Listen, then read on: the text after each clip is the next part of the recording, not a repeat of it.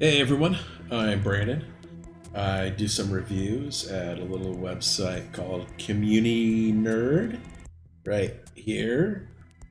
I do day late and a dollar short, a review of video games that have three rules. Has to be 10 years old at least. Has to cost under 20 bucks. We try to get it around 10. And last but not least, you should still be able to get it on most of the platforms. So, with that, we're going to start with this one. One of my favorite games, Split Second. Racing game produced in 2010? Yeah, I think 2010 by Disney Interactive, made by BlackRock Studio. Both Disney Interactive and BlackRock Studio are now debunked. So there's no updates. Multiplayer has vanished. And you're not getting anything else other than the DLC that's already been provided. Those DLCs are always still full price. You can pick up everything, all the DLCs for about 25 bucks. That includes like additional cars, two different tracks, and three new game modes. Sorry, one of the problems I have with this game is that I get super focused on it. I think it's because there's just so much going on that you just have to kind of watch it. It's weird, but it is what it is. I first got this game, I think back in 2011 when it was on OnLive. That was one of the first video game streaming services. It was put together by Ron Perlman. Not Ron Perlman. Steve Perlman. That's it. Ron Perlman played Hellboy. And a couple of other things. But Steve Perlman, kind of an internet tech wizard, made a lot of money selling web TV, and some of that movie he put into OnLive, the online video game streaming platform. And that failed. After it was sold to Sony, it basically shut down at that point. And I was out a few $100s in games, so I played the crap out of it. Holy cow. One of the games I played, though, was Split Second, and the biggest problem playing this game on that service is that this requires basically no lag. It's just a racing game, and every millisecond counts. And you couldn't quite get there with OnLive. Other people did, certainly.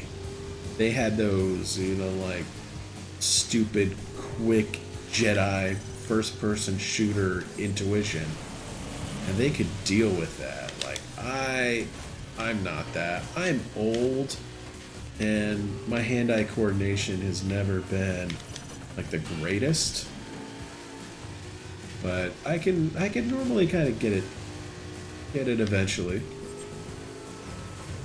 It's like, ooh, take that. Oh, none of them got from the garbage truck. Bummer. No, yeah, you hear all the clicking on it. But anyway, so I bought it online for about $5. Played the crap out of it. But only got so far because the further you get into this game, you really need to have very responsive controls. And OnLive, it just wasn't there. And that's still kind of how most of the online streaming services are. It's just not there. So flash forward a few years, more like 7.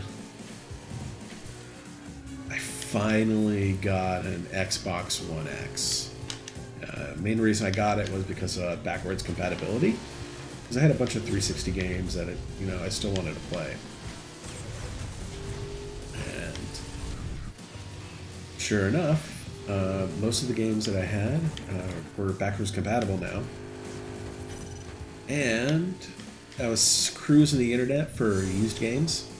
I came across Metal Jesus. I don't know if you guys have seen him. He talks a lot about vintage games. And one of the things he talks a lot about vintage Xbox 360 games.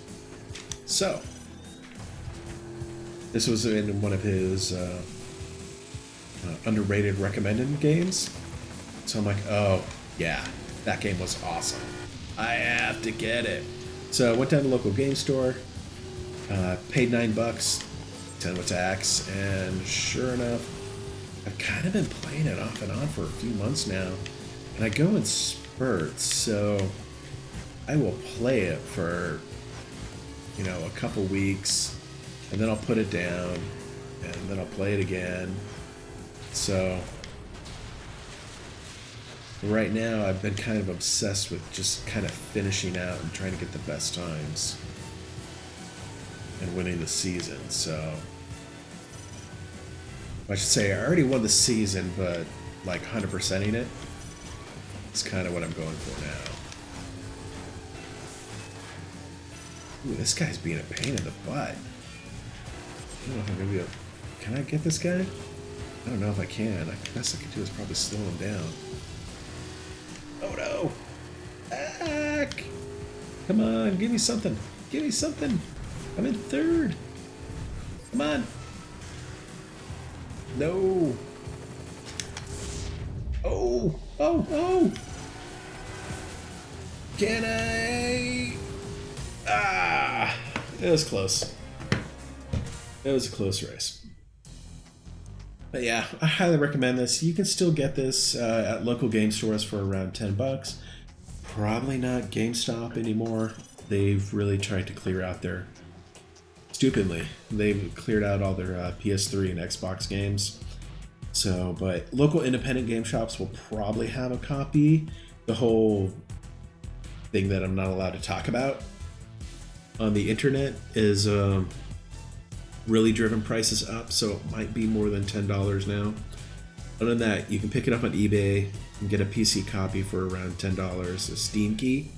And other than that, physical copies are going for about $10 with $15 shipped. Highly recommend this game. It is one of my favorite racing games, and maybe it's just I'm not really into racing games, but yeah, split second, recommend buying it. It's just a great game. And with that, adios.